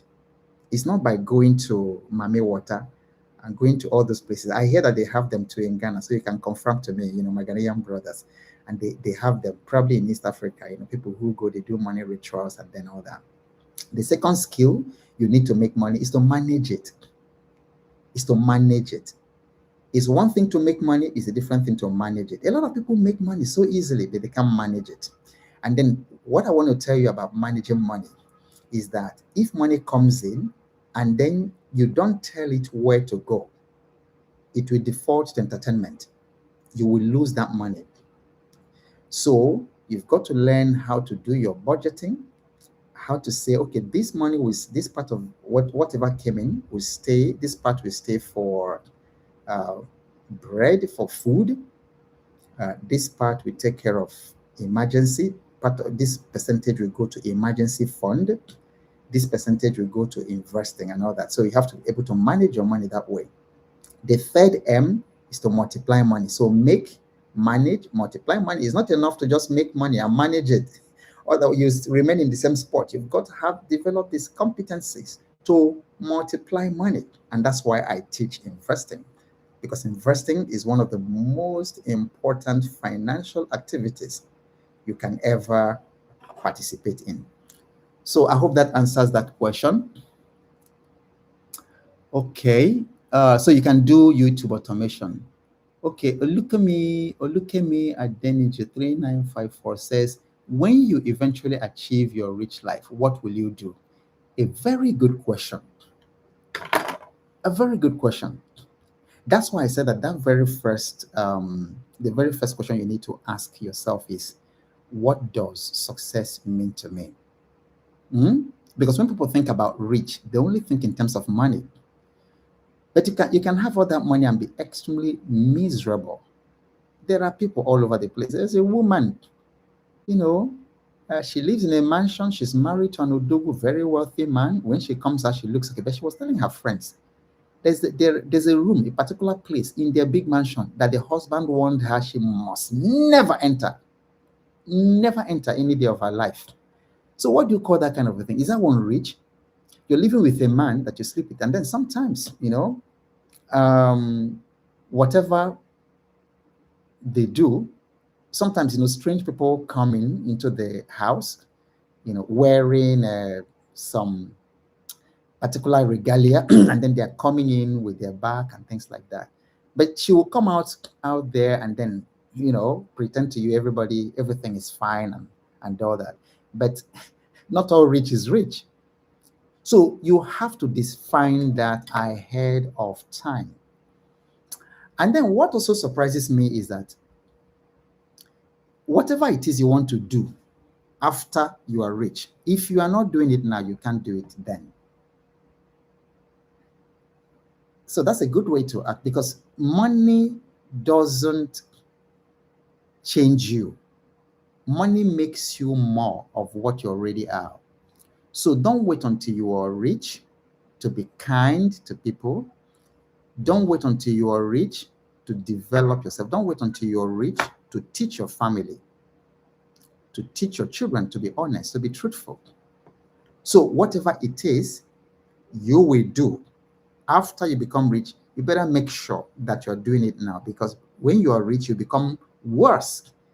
If you're a woman, a chaser of women, and you don't deal with that habit, after you become rich, in fact, you will chase more. You will chase them more, and all that money will go into chasing them. Okay, so I hope that helps. I am struggling because it seems those in Nigeria are benefiting more. Patricia, I don't understand that question. Maybe you can give me a little bit context to why you say those in Nigeria are benefiting more. Samuel says, I love to hear from you. I learn a lot from you. I'm glad to hear that, Samuel. David Oladipo Samuel says, can you use 2 or more stockbrokers to give you the high chance of getting all your subscriptions fulfilled?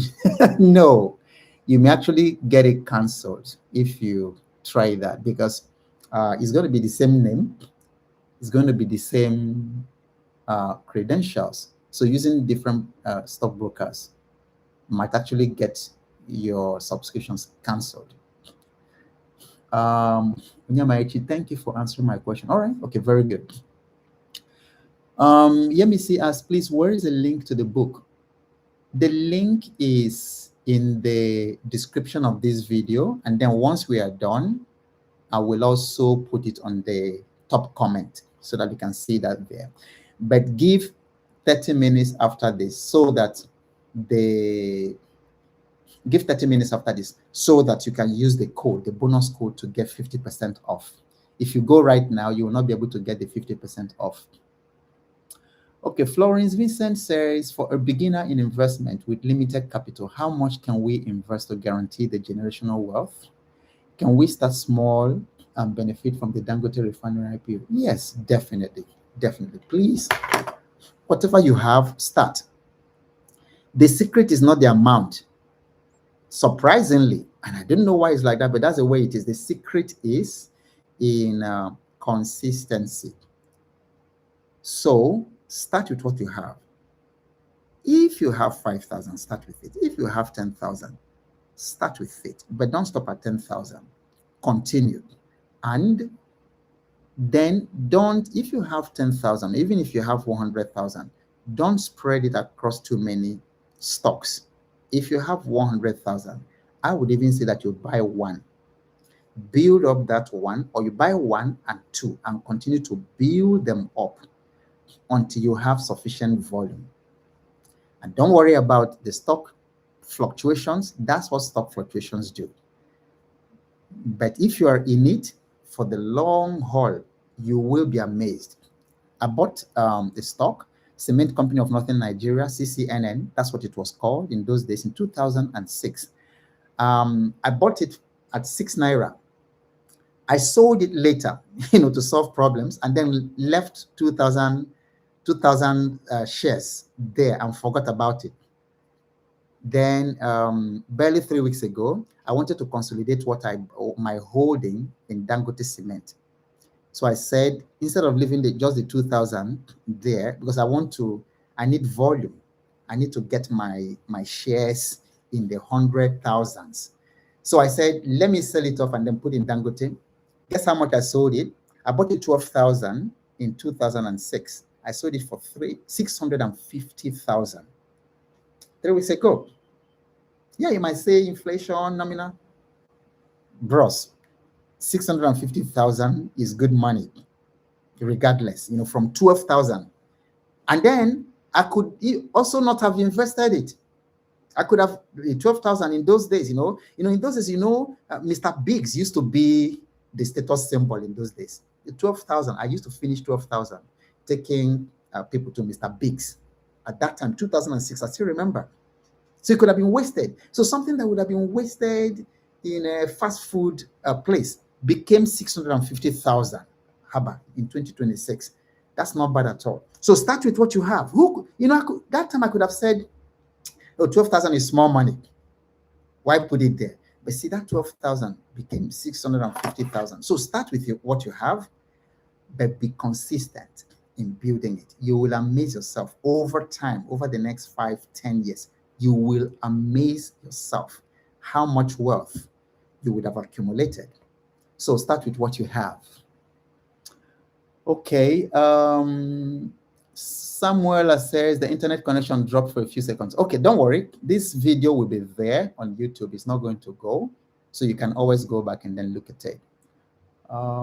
Patricia says, I'm learning, but most of the lovely people are in Nigeria. So most of your examples are Nigeria, but I'm learning and I have started small and have a side hustle. What country are you? What country are you in? So the principles are the same.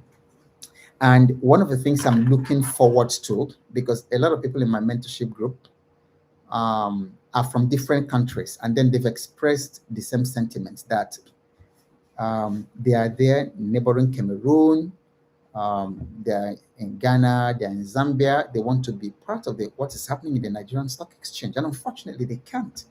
They can't. So I'm hoping that sometime in the future that SEC will make it very possible for at least our African brothers and sisters to be able to invest in the Nigerian Stock Exchange. And please, if you're connected in any means to SEC and you're listening to this, please make it possible for our African brothers and sisters to participate in the Nigerian stock market. See, because many people are unable to participate because they don't have BVN, and then they don't have Nigerian bank account. So I'm sure with fintech explosion in the continent, it's possible to be able to make it available for them, and that's my prayer. All right, ladies and gentlemen, this is where we're going to draw the curtain for today. I hope you've had a couple of aha moments, and then most especially what you could go out and begin to do to generate fresh funds, fresh capital, to build the investments that will build your future. We are still looking for the best time to be holding our daily life, whether it's in the evening or in the afternoon like this. But subscribe to the channel and click the notification bell for all, so that anytime I'm online, you'll get automatic notification until we do determine the time and then the frequency that we'll be having this. And then also do let me know in the comment section. I will still read them after. What other topics and what other areas you would like me to focus our live meetings on. And then till this time next week, again, Monday, Tuesday, Thursday, Friday, we'll get to know. Whatever happens, keep showing up. Don't be discouraged. Don't worry about whatever background that you find yourself in now, and don't worry about whatever mistakes you've made.